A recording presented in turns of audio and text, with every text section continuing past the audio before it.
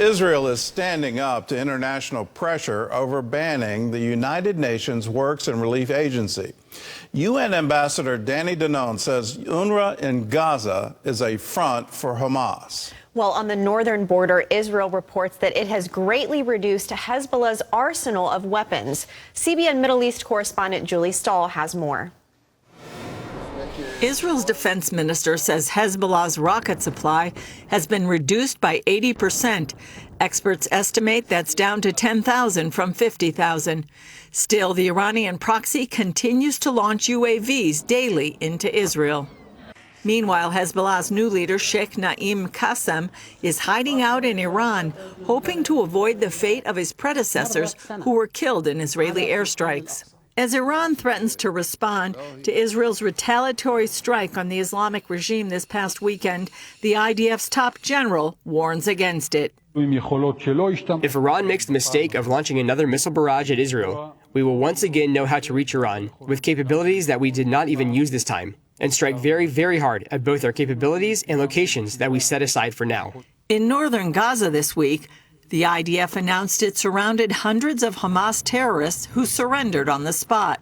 On the international front, Israel is facing harsh criticism for its new laws banning UNRWA from operating in areas under its control.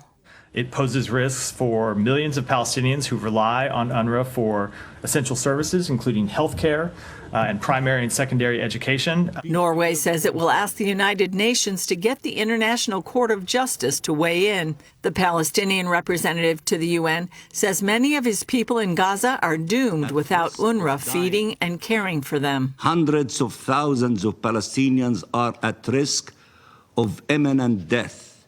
As we see it, there is no alternative to UNRWA. But Knesset members say Israel has proven some UNRWA staff are members of Hamas and took part in the October 7th attack on Israel.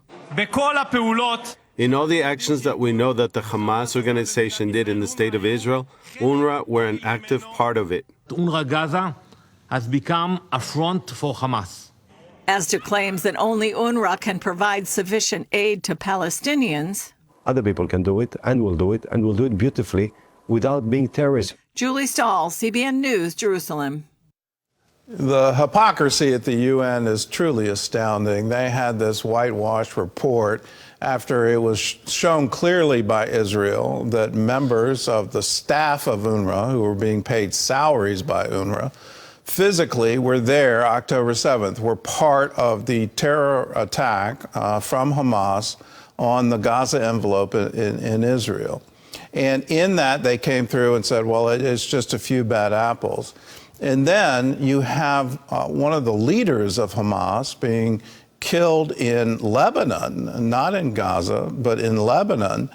And it comes out he's on salary. He's been on salary for a very long time with UNRWA. For UNRWA to now say, well, we didn't know about this. Well, what in the world were you thinking was going on in your basement? Hamas was using the basement of the UNRWA structures to have command and control over the terrorists. They built these tunnels and all of this infrastructure. What do you think was happening in UNRWA schools where whole floors were being given over to Hamas, as if somehow that was hidden from you? It was in plain sight, and UNRWA clearly was part of Hamas.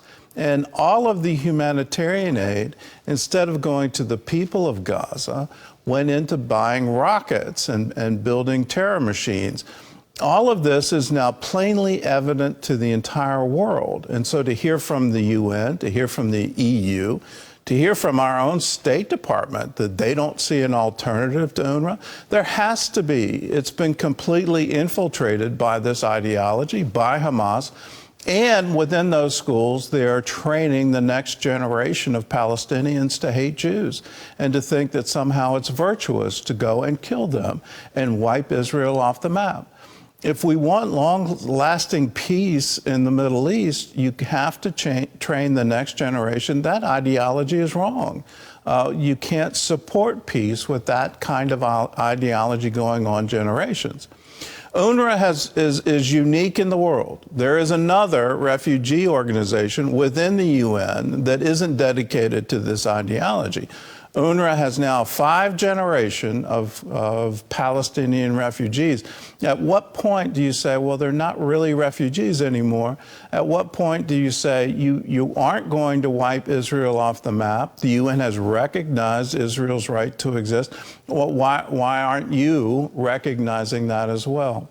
It's high time, and I remind everyone, under the Trump administration, all U.S. funding to UNRWA was eliminated.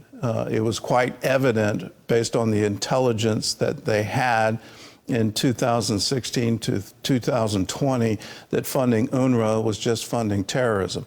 One of the first things that Joe Biden did in the first week of his presidency was to restore that funding. And in that, we get October 7th.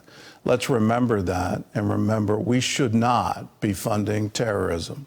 What makes Israel so special? How has Israel overcome history's greatest challenges to not just survive, but thrive? CBN Films answers all of these questions in the new movie, The Genius of Israel. This movie explores Israel's journey through adversity, unity, and innovation. If you want to check out more, go to the link in the description to stream the film today.